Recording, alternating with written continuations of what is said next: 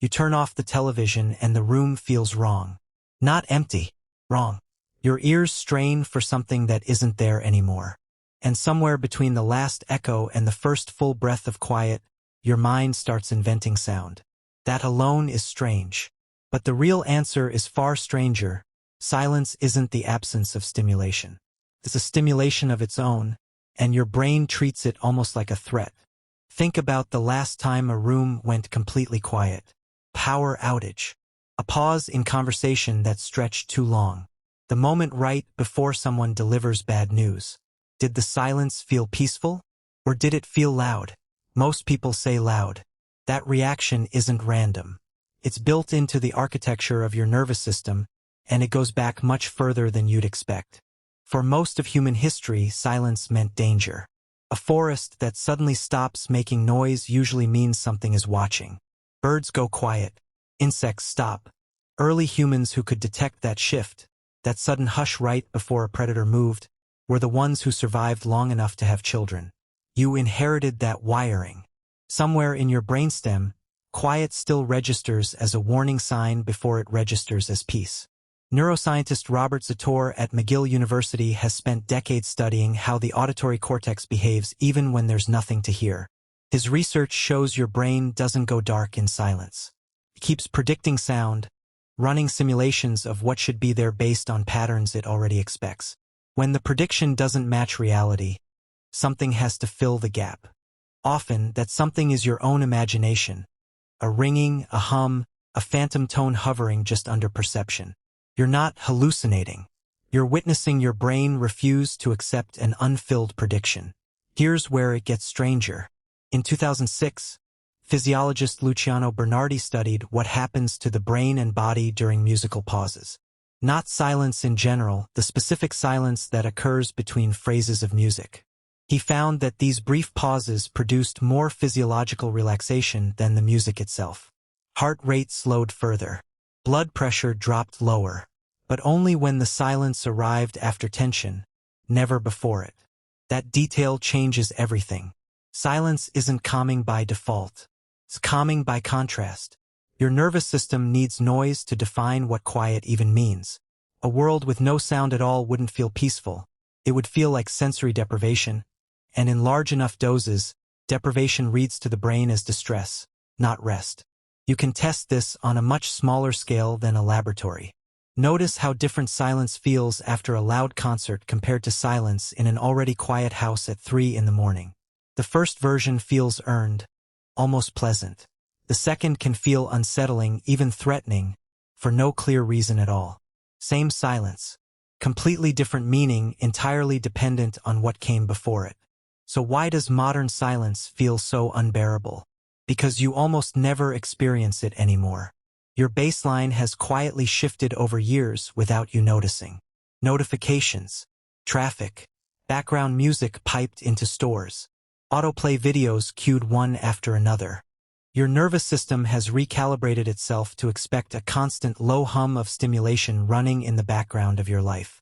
When that hum disappears, even for a few seconds, your brain doesn't interpret it as rest. It interprets it as absence. And to a predictive brain, absence reads as error. Hospitals learned this the hard way.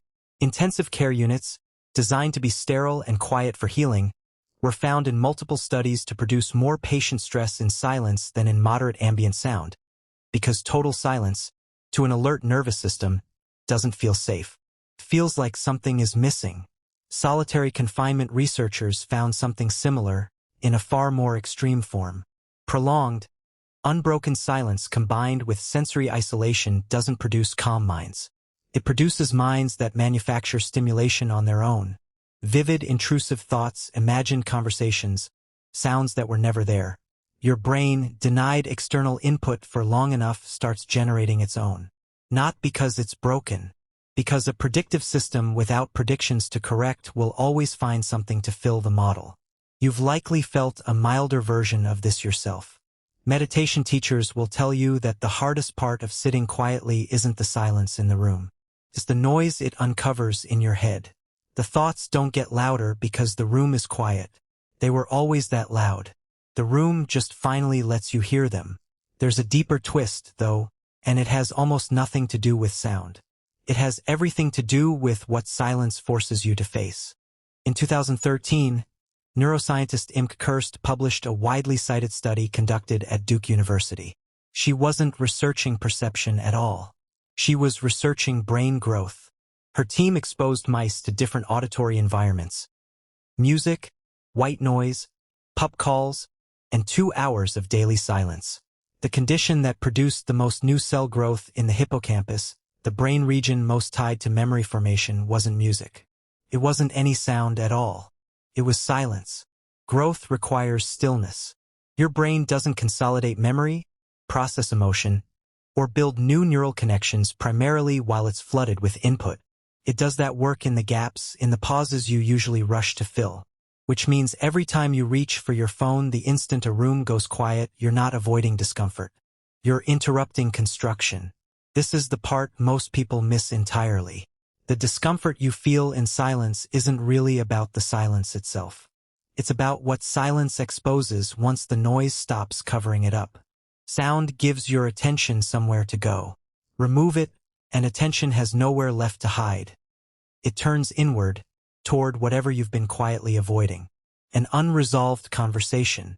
A decision you keep circling instead of making. A version of yourself you haven't looked at directly in a while. Psychologists describe this pattern as experiential avoidance, the tendency to fill any available space with distraction specifically so you never have to sit with an internal state. Silence doesn't create anxious thoughts out of nowhere.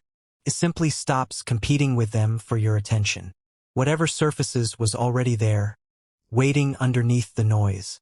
Now think about your own habits for a second. Do you play something in the background just to fall asleep?